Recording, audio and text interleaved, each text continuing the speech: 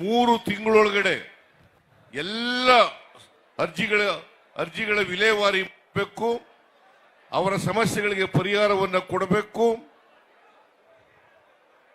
ಒಂದು ವೇಳೆ ಕಾನೂನು ರೀತಿಯ ಕೊಡ್ಲಿಕ್ಕೆ ಆಗದೆ ಹೋದ್ರೆ,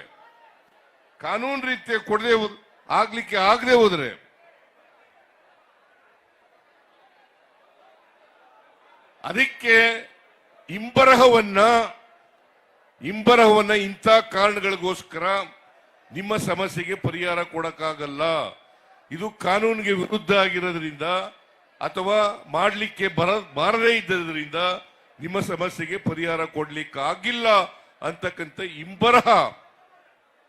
ಹಿಂಬರಹ ಅದು ಯಾರು ಅರ್ಜಿ ಕೊಟ್ಟಿದ್ದಾರೆ ಅವರ ವಿಳಾಸಕ್ಕೆ ತಲುಪಿಸಬೇಕು ಅಂತಕ್ಕಂಥದ್ದನ್ನು ಕೂಡ ಸ್ಪಷ್ಟವಾದಂತ ಸೂಚನೆಯನ್ನ ಅಧಿಕಾರಿಗಳಿಗೆ ಕೊಟ್ಟಿದ್ದೇನೆ. ಅದರಿಂದ ಯಾರೂ ಕೂಡ ನಿಮ್ಮ ಅರ್ಜಿಗಳ ಮೇಲೆ ನಮಗೇನು ಪರಿಹಾರ ಸಿಕ್ಲಿಲ್ಲ ಅಂತಕ್ಕಂಥ ಭಾವನೆ ಬರಬೇಕಾದಂತ ಅಗತ್ಯ ಇಲ್ಲ. ಎಲ್ಲ ಸಮಸ್ಯೆಗಳಿಗೂ ಕೂಡ ಪರಿಹಾರವನ್ನು ಒದಗಿಸ್ಕೊಡ್ತಕ್ಕಂಥ ಕೆಲಸವನ್ನ ಮಾಡ್ತೇವೆ.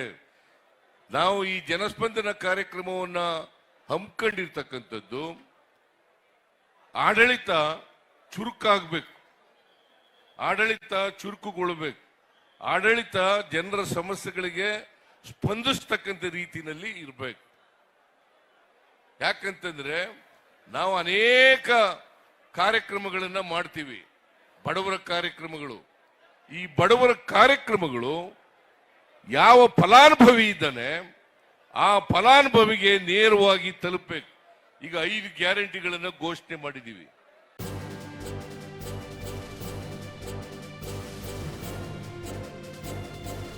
ಇದು ಮಾನವೀಯ ಸಂದೇಶದ ಜನವಾಹಿನಿ.